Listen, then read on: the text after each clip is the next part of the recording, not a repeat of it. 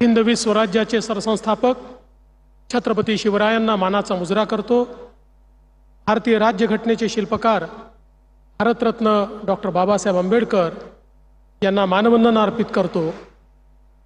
त्यानंतर आई मुक्ताई आणि बहिणाबाई यांचं देखील या ठिकाणी स्मरण करतो, त्यांना नमन करतो।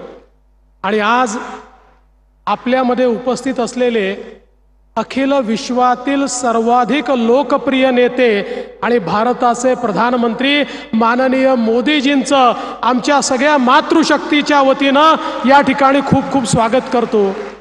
मंचावर उपस्थित असलेले माननीय राज्यपालजी, आपले लोकप्रिय मुख्यमंत्री एकनाथ शिंदेजी, उपमुख्यमंत्री अजितदादा पवार, या ठिकाणी विशेष रूपाने उपस्थित असलेले आपले केंद्रीय कृषी मंत्री शिवराज सिंग चौहानजी, मंचावर उपस्थित असलेले केंद्रातले आणि राज्यातले सगळे मंत्री, खासदार, आमदार, पदाधिकारी आणि या ठिकाणी उपस्थित माझ्या सर्व लाडक्या बहिणींनो आणि लाडक्या भावांनो देखील, आज अतिशय आनंदाची गोष्ट आहे। आज संख्येचे सगळे रेकॉर्ड तोडलेले आहेत, म्हणून मी तुमचं अभिनंदन करतो। आत्ताच आपण सगळ्यांनी लखपती दीदींसोबतचं इंटरॅक्शन या ठिकाणी बघितलं। कशा प्रकारे महिलांना संधी दिली तर त्या विश्व बदलू शकतात हे आपल्याला पाहायला मिळालं। आणि देशाचे प्रधानमंत्री मोदीजी नेहमी सांगतात, विकसित भारत करायचा असेल तर तो महिलांच्या माध्यमातूनच होऊ शकतो। व्यवस्थेच्या मुख्य धारेत आल्या तरच विकसित भारत आपल्याला करता येईल। आणि म्हणून बेटी बचाओ बेटी पढाओ तर लखपती दीदी पर्यंत मोदीजींच्या नेतृत्वात महिलांचे जो विकास आपल्याला पाहायला मिळतोय तो अद्वितीय अशा प्रकारचा विकास या ठिकाणी आहे। आणि मोदीजींनी तर 2029 पासनं देशाचा कारभारही महिलांनाच देण्याचा निर्णय घेतलेला आहे। त्यामुळे आता नारी शक्तीला कोणी रोखू शकत नाही। मोदीजींच्या आशीर्वादाने महाराष्ट्रामध्ये देखील आपण नारी सन्मानाचे कार्यक्रम सुरू केले। आमच्या मुख्यमंत्र्यांच्या नेतृत्वात लाडकी बहीण योजना असेल किंवा आमच्या मुलींना मोफत शिक्षणाची योजना असेल किंवा अर्ध्या पैशामध्ये एसटीचं तिकीट असेल, गॅस सिलेंडरची योजना असेल, या वेगवेगळ्या योजना, या मोदीजींचं जे स्वप्न आहे की या भारताला विकसित भारत करायचा आणि त्याच्यामध्ये महिलांची भागीदारी असली पाहिजे, ते पूर्ण करण्याकरता महाराष्ट्र देखील कुठेही मागे राहणार नाही हे मी या निमित्ताने सांगतो। मला सांगताना आनंद वाटतो, आज महाराष्ट्रामध्ये 75 लाख परिवार हे बचत गटाशी जोडलेले आहेत। लवकरच ते 2 कोटीपर्यंत पोहोचण्याचं काम आपण करणार आहोत। आणि मला हे सांगितलं पाहिजे, आमच्या बचत गटाला आपण फिरतं भांडवल हे दुप्पट तर केलंच, पण मी महिलांचे याकरता आभार मानतो। महिलांना दिलेला पैसा न पैसा त्या परत करतात, एक पैसाही त्या कधी बुडवत नाही। त्यामुळे महिलांकरता काम करण्याकरता सगळ्या बँकाही तयार आहे, सगळ्या सोसायटीही तयार आहे।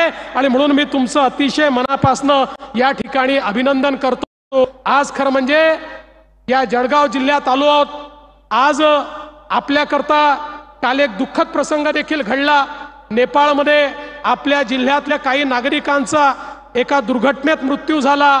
मी त्या सर्व नागरिकांना या ठिकाणी श्रद्धांजली देखील अर्पण करतो आणि त्यांच्या परिवाराला सांगू इच्छितो की आम्ही त्यांच्या दुःखामध्ये या ठिकाणी सहभागी आहोत। मी जाता जाता एक अजून चांगली बातमी जळगाव जिल्ह्याकरता देतो। आपल्या जळगाव जिल्ह्याचं चित्र यातनं बदलणार आहे। नार पार गिरणा योजना, ज्या योजनेमुळे आमच्या शेतकऱ्याच्या शेतीला पाणी मिळणार आहे, माननीय मुख्यमंत्र्यांच्या नेतृत्वामध्ये या योजनेलाही आम्ही मान्यता दिली आहे। आणि आजच कॅबिनेटमध्ये आम्ही त्याला टेंडर काढण्याची मान्यता देतो आहोत। जळगाव जिल्हा सुजलाम सुफलाम करण्याचं काम हे आपण या ठिकाणी करतो आहोत। वाघूर प्रकल्पाला 2288 कोटी, पाडळसे प्रकल्पाला 4890 कोटी, अशा प्रकारे शेतकऱ्यालाही सुजलाम सुफलाम करण्याचं काम आपण या माध्यमातून करतोय। मी पुन्हा एकदा आलेल्या सगळ्या बहिणींचं मनापासून स्वागत करतो। आपल्या सगळ्यांच्या वतीनं माननीय प्रधानमंत्री महोदयांचं स्वागत करतो आणि माझं बोलणं संपवतो। धन्यवाद। जय हिंद, जय महाराष्ट्र, भारत माता की जय। जलसंधारणाची कामं ही मोठ्या प्रमाणात आपण केली. ज्यावेळी अंतिम टप्प्यामध्ये हे सगळे प्रपोजल होते, मला आजही आठवतं राहुल दादांचा जीव खालीवर होत होता. कोणीतरी सांगितलं की परवाच त्या ठिकाणी आचारसंहिता लागणार. त्यांचा रात्री 2:30 वाजता मला फोन आला. मी म्हटलं काय झालं, काय ऍक्सिडेंट झालं? म्हणलं नाही साहेब, कळलंय आचारसंहिता लागणार आहे. आपलं नार पारचं जे आहे ते अंतिम टप्प्यामध्ये आहे. आचारसंहिता लागली तर काय? मी म्हटलं काळजी करू नका, अजून 1 महिना आचारसंहिता लागायला आहे. त्याच्या आधी मी काही झालं तरी याचं टेंडर तुम्हाला काढून देईल. तरी देखील शेवटच्या क्षणापर्यंत त्याचा पाठपुरावा राहुल दादा करत होते. त्यामुळे आज हे टेंडर या ठिकाणी निघालं. मला अतिशय आनंद वाटतो. अशा प्रकारचा पाठपुरावा करणारा आपला आमदार आहे. आज आपल्याला कल्पना आहे, आपल्या सरकारने शेतकऱ्यांकरता अनेक निर्णय घेतले. आमचा कांद्याचा शेतकरी अडचणीत होता, थोडा फटका देखील आम्हाला मिळाला नाही असं नाही आहे, नाराजीचा. आणि आम्हाला समजलंय की याच्या पुढे लक्षात ठेवावं लागेल.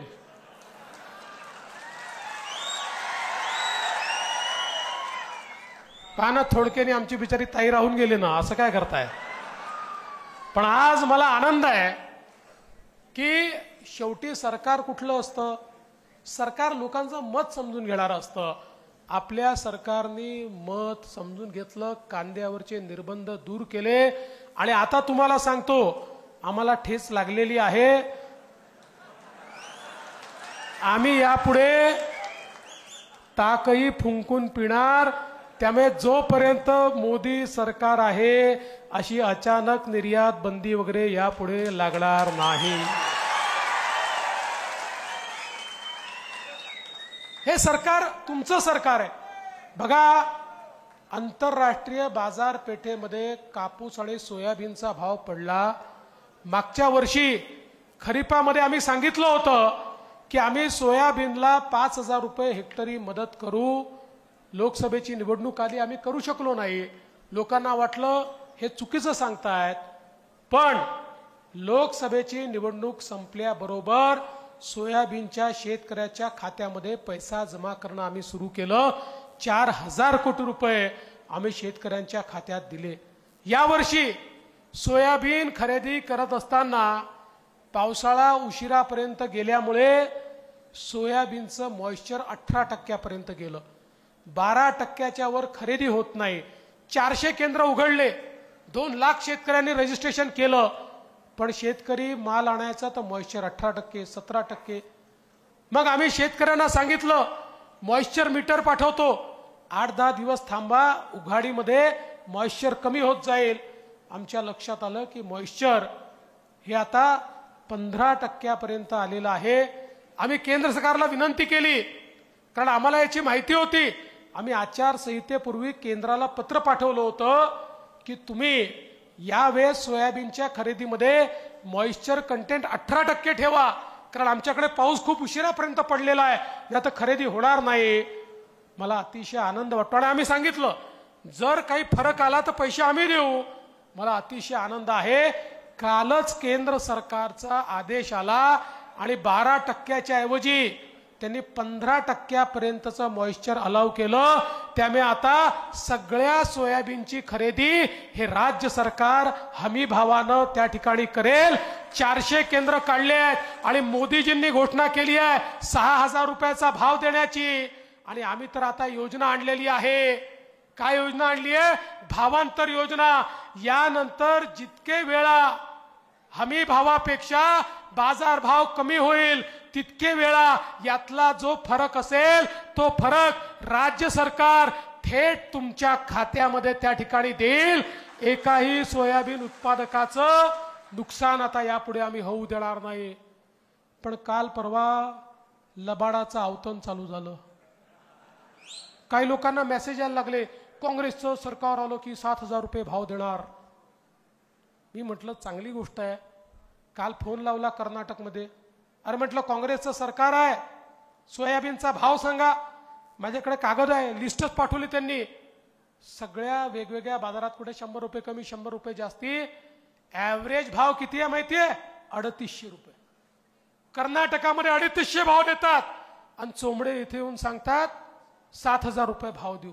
म्हणून म्हटलं लबाडाचा अवतन जेवल्याशिवाय खरं नाही. पण आम्ही तुम्हाला सांगतो, जे करतो तेच बोलतो, जे बोलतो तेच करतो.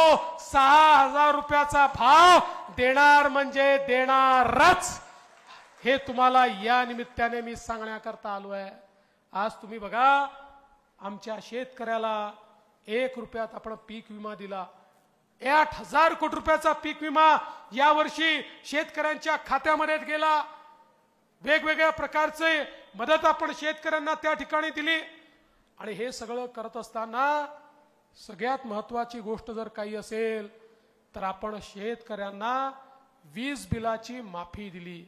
आपण सांगितलं तुम्हाला वीज बिल येईल, पण तुमच्या वीज बिलात तुम्हाला जे पैसे भरायचे आहेत ते राज्य सरकार भरून टाकेल. तुम्हाला 000चं वीज बिल येईल. पुढचे 5 वर्ष तुम्हाला विजेचं बिल येणार नाही. राहुल आहेर म्हणाले जन्मभर येणार नाही. अरे 5 वर्षानंतरची गॅरंटी मी कशी देऊ? यांनी पुन्हा 5 वर्षांनी निवडून दिलं तर पुन्हा, पण 5 वर्षाची आज गॅरंटी आहे. पुढचे 5 वर्ष तुम्हाला विजेचं बिल शेती पंपाचं येणार नाही. आणि माझा शेतकरी सारखा सातत्याने आम्हाला सांगतो दिवसा 12 तास वीज द्या, 365 दिवस दिवसा वीज द्या, लोड शेडिंग रहित आम्हाला वीज द्या. आज आपण कधी दिवसा देतो, कधी रात्री देतो, मध्येच 8 तास देतो. अशा अनेक अडचणी आहेत. आणि म्हणून या देशातली पहिली शेती वीज वितरण कंपनी सेपरेट ही मी ऊर्जा मंत्री म्हणून महाराष्ट्रात तयार केली. आणि या कंपनीच्या अंतर्गत 14,000 मेगावॅटचे विजेचे सौरचे प्रकल्प सुरू केले. 2,000 मेगावॅटचे पूर्ण झाले. 18 महिन्यामध्ये 14,000 मेगावॅटचे प्रकल्प पूर्ण केल्यानंतर 365 दिवस आमच्या शेतकऱ्यांना दिवसा 12 तास अखंडित वीज मिळेल. आणि कोणाला रात्री पाहिजे असेल तर 24 तासाची वीज देखील या ठिकाणी मिळेल. ही व्यवस्था या महाराष्ट्रामध्ये आपण केली. आज आपल्याला 8 रुपयाला जी वीज पडते आणि 15,000 कोटी रुपयाची सबसिडी द्यावी लागते.